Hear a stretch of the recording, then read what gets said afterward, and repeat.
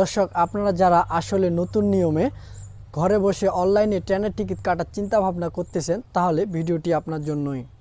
ভিডিওটি যদি আপনি প্রথম থেকে শেষ পর্যন্ত দেখেন, তাহলে কোনো রকম ঝামেলা ছাড়াই আপনি ট্রেনের টিকিট কাটতে পারবেন। সো চলুন ভিডিওটি শুরু করা যাক। ভিডিওটি শুরু করার আগে আপনি যদি এই চ্যানেলে নতুন দর্শক হয়ে থাকেন, তাহলে অবশ্যই চ্যানেলটিকে সাবস্ক্রাইব করতে ভুলবেন না। শুরুতেই আমরা চলে যাব ফোনের ক্রোম ব্রাউজারে। ক্রোম ব্রাউজারে আসার পর সার্চ বারে গিয়ে লিখব যে eticket.railway.gov.bd। তাহলে আমরা এখন এখানে লিখব eticket.railway.gov.bd। এটা লেখার পরে আমরা তীর চিহ্নতে ক্লিক করব। তীর চিহ্নতে ক্লিক করার পর এরকম একটা ইন্টারফেস চলে আসবে। এটা হচ্ছে বাংলাদেশ রেলওয়ের ওয়েবসাইট। আমাদেরকে সর্বপ্রথম বাংলাদেশ রেলওয়ের ওয়েবসাইটে একটা অ্যাকাউন্ট তৈরি করতে হবে। সবার উপরে দেখেন একটা 3 লাইনস রয়েছে, এখানে আপনি ক্লিক দিবেন। ক্লিক করার পর 3 নম্বরে দেখেন একটা অপশন রয়েছে রেজিস্টার নামে। এই রেজিস্টার বাটনে ক্লিক করতে হবে। আমি রেজিস্টার বাটনে ক্লিক করলাম। ক্লিক করার পর দেখেন আমাদের সামনে একটা ফর্ম চলে আসছে। এই ফর্মটাকে পূরণ করতে হবে। শুরুতেই ফুল নেম চাচ্ছে, এখানে আপনি আপনার এনআইডি কার্ড অনুসারে ফুল নেম দিয়ে দিবেন। ফুল নেম দেওয়ার পরে তারপরে ইমেল অ্যাড্রেস চাচ্ছে, এখানে আপনি আপনার একটা ইমেল অ্যাড্রেস দিয়ে দিবেন। আমি আমার ইমেল অ্যাড্রেসটা এখানে দিয়ে দিলাম। ইমেল অ্যাড্রেস দেওয়ার পর নিচে আপনি আপনার একটি সচল ফোন নাম্বার দিয়ে দিবেন। ফোন নাম্বার দেওয়ার পরে তারপরে নিচে কনফার্ম ফোন নাম্বার দিতে হবে, মানে উপরে যে নাম্বারটা আপনি দিয়েছেন ওই নাম্বারটাই আবার নিচে দিয়ে দিবেন। তাই আমি দিয়ে দিচ্ছি। কনফার্ম ফোন নাম্বার দেওয়ার পরে নিচে আপনাকে একটি পাসওয়ার্ড দিতে হবে, তাই আমি একটি পাসওয়ার্ড এখানে দিয়ে দিচ্ছি। পাসওয়ার্ড দেওয়ার পরে আবার ওই পাসওয়ার্ডটাই কনফার্ম পাসওয়ার্ডে বসিয়ে দিতে হবে, তাই আমি কনফার্ম পাসওয়ার্ডে আবার বসিয়ে দিচ্ছি। তারপরে দেখেন আইডেন্টিফিকেশন টাইপ, এখানে একটা ক্লিক করবেন। ক্লিক করার পর দুইটা অপশন আছে, একটা বার্থ সার্টিফিকেট জন্ম নিবন্ধন কার্ড দিয়েও রেজিস্ট্রেশন করতে পারেন, অথবা এনআইডি কার্ড দিয়েও রেজিস্ট্রেশন করতে পারেন। আমি এনআইডি কার্ড সিলেক্ট করতেছি। নিচে আপনি আপনার এনআইডি কার্ডের নাম্বারটুকু দিয়ে দিবেন। এনআইডি কার্ডের নাম্বার দেওয়া হয়ে গেলে এইখানে আপনি আপনার পোস্ট কোড দিয়ে দিবেন। আমি আমার পোস্ট কোড দিয়ে দিচ্ছি। তারপরে নিচে দেখেন, নিচে আপনার ঠিকানা দিয়ে দিবেন। আপনি এনআইডি কার্ড অনুসারে আপনার ঠিকানা এখানে দিয়ে দিবেন। আমি আমার ঠিকানা এখানে দিয়ে দিচ্ছি। এবার আমার সমস্ত তথ্য ফিল আপ করা হয়ে গেছে। এখন সাইন আপ নামে যে বাটনটা আছে এখানে ক্লিক করতে হবে, তাই আমি সাইন আপ বাটনে ক্লিক করলাম। ক্লিক করার পর আপনি যে নাম্বারটা দিয়েছিলেন ওই নাম্বারে একটা ওটিপি কোড যাবে, ওই ওটিপি কোডটা এখানে বসিয়ে দিতে হবে, তাই আমি ওটিপি কোডটা এখানে বসিয়ে দিচ্ছি। ওটিপি কোডটি বসানো হয়ে গেলে কন্টিনিউ বাটনে ক্লিক করবেন। ক্লিক করার পর আপনার অ্যাকাউন্ট হয়ে যাবে। রেজিস্ট্রেশন প্রক্রিয়া শেষ। এখন আমি আপনাদেরকে দেখাবো কিভাবে ট্রেনের টিকিট কাটতে হবে। শুরুতেই দেখেন এখানে দেখাচ্ছে ফ্রম, মানে আপনি যেখান থেকে যাত্রা শুরু করবেন। আমি ঢাকা থেকে যাত্রা শুরু করব, তাই এখানে আমি ঢাকা লিখে দিলাম। ঢাকা থেকে আমি যাব দিনাজপুরে, তাই টু এর এখানে আমি দিনাজপুর লিখে দিলাম। দিনাজপুর লিখে দেওয়ার পরে দেখেন এখানে দেখাচ্ছে কত তারিখে আপনি যাত্রা করবেন, মানে আপনি যে তারিখে যাত্রা করবেন ওই তারিখটা এখানে উল্লেখ করে দিবেন। আমি 24 তারিখে যাত্রা করব, তাই আমি এখানে 24 তারিখ দিয়ে দিলাম। এখন নিচে দেখেন চুজ এ ক্লাস, মানে আপনি যে ক্লাসে যাবেন ওই ক্লাসটা এখানে সিলেক্ট করে দিবেন। তাই আমি এখানে ক্লিক করলাম। আমি সাধারণ ক্লাসে যাব, তাই আমি এস চেয়ার ক্লিক করলাম।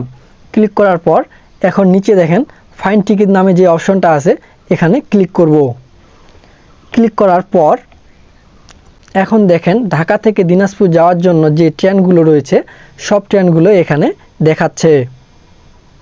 ঢাকা থেকে দিনাজপুরের সাধারণ ক্লাসের যে ভাড়া সেটা কিন্তু এখানে দেখাচ্ছে। এখন আমি যে ট্রেনে যাব ওই ট্রেনের পাশে যে ভিউ সিট নামে অপশন রয়েছে সেখানে ক্লিক করতে হবে। আমি একতা এক্সপ্রেসে যাব, তাই একতা এক্সপ্রেসের পাশে যে ভিউ সিট নামের অপশনটা রয়েছে সেখানে ক্লিক করতে হবে, তাই আমি ভিউ সিটে ক্লিক করলাম। ক্লিক করার পর একতা এক্সপ্রেসের যে সিটগুলি ফাঁকা রয়েছে সেগুলো এখানে শো করবে। ক বগিতে 3টা সিট ফাঁকা আছে সেটা দেখা যাচ্ছে। এই বগিতে সিট ফাঁকা আছে শুধু 3টা। আমরা অন্য বগিতে সিট দেখব। অন্য বগিতে সিট দেখার জন্য আমাদেরকে এখানে সিলেক্ট করতে হবে। সিলেক্ট করার পর দেখেন কোন বগিতে কতগুলা সিট ফাঁকা রয়েছে। প্রথমে দেখেন ক বগিতে 3টা সিট ফাঁকা রয়েছে আর শেষে থ বগিতে 19টা সিট ফাঁকা রয়েছে। থ বগিতে যেহেতু 19টা সিট ফাঁকা রয়েছে তাই আমরা থ বগিতে ক্লিক করলাম। ক্লিক করার পর এখানে দেখেন যেগুলা গ্রে কালারের ওগুলা কাটা হয়ে গেছে, আর যেগুলা সাদা কালারের ওগুলা এখনও কাটা হয়নি। এখন আপনি যে সিটটা কাটতে চান ওই সিটের উপর একটা ক্লিক করতে হবে। আমি এই সিটটা নিব তাই আমি এই সিটের উপরে একটা ক্লিক করলাম। ক্লিক করার পর দেখেন থ 46, তার মানে থ বগির 46 নাম্বার সিটটা আমার। আরেকটা জিনিস দেখেন, সিটটাতে ক্লিক করার পর সিটটা সবুজ হয়ে গেছে, অর্থাৎ আপনি মনে রাখবেন সিটটি সবুজ হয়ে গেলে সিটটি সিলেক্ট হয়ে গেছে। এখন আমাদের নিচের দিকে আসতে হবে। নিচের দিকে আসার পর এখানে একটা কন্টিনিউ পারচেস নামে অপশন রয়েছে। এই কন্টিনিউ পারচেসে ক্লিক করতে হবে, তাই আমি কন্টিনিউ পারচেসে ক্লিক করলাম। ক্লিক করার পর দেখেন এইখানে passenger name, passenger type, mobile number, email address সব বিস্তারিত তথ্য এখানে দেখাচ্ছে। আমরা এখন আরেকটু নিচে যাব। নিচে আসার পর পেমেন্টের যে অপশনগুলো সেগুলো এখানে শো করতেছে। আপনি যদি নগদ থেকে পেমেন্ট দিতে চান তাহলে আপনি নগদ সিলেক্ট করবেন, আর যদি বিকাশ থেকে পেমেন্ট দিতে চান তাহলে বিকাশ সিলেক্ট করবেন। আমি নগদ থেকে পেমেন্ট দিব তাই আমি নগদ সিলেক্ট করলাম। সিলেক্ট করার পর দেখেন নিচে কনফার্ম পারচেস, এই কনফার্ম পারচেসে ক্লিক করবেন। তারপর একটু এখানে সময় নেবে। এখন দেখেন এখানে নগদ নাম্বার চাচ্ছে। আপনার যে নাম্বারে নগদ অ্যাকাউন্ট খোলা আছে ওই নাম্বারটা এখানে বসিয়ে দিবেন। আমি আমার নগদ নাম্বারটা এখানে দিয়ে দিচ্ছি। নগদ নাম্বারটা দেওয়ার পরে এইখানে টিক চিহ্ন দিবেন। টিক চিহ্ন দেওয়ার পরে প্রসেস নামে যে অপশনটা রয়েছে ওইখানে ক্লিক করতে হবে, তাই আমি ক্লিক করলাম। ক্লিক করার পর আপনার সিমে একটি ভেরিফিকেশন কোড যাবে, ওই ভেরিফিকেশন কোডটা এখানে বসিয়ে দিবেন। আমি আমার ভেরিফিকেশন কোডটি এখানে বসিয়ে দিচ্ছি। আমার ভেরিফিকেশন কোডটি বসানো হয়ে গেছে তাই আমি আবার প্রসেসে ক্লিক করলাম। ক্লিক করার পর এখন দেখেন এখানে আপনার যে নগদের পিন নাম্বারটা আছে ওই পিন নাম্বারটা এখানে দিতে হবে। আমার নগদের পিন নাম্বারটা আমি দিয়ে দিচ্ছি। পিন নাম্বার দেওয়া শেষ, এখন আবার প্রসেসে ক্লিক করতে হবে, তাই আমি আবার প্রসেসে ক্লিক করে দিলাম। ক্লিক করে দেওয়ার পর দেখেন আমার টিকিট কাটা হয়ে গেছে। এখন দেখেন এখানে লেখা আছে পেমেন্ট সাকসেসফুল, অর্থাৎ আমাদের টিকিট কনফার্ম হয়ে গেছে।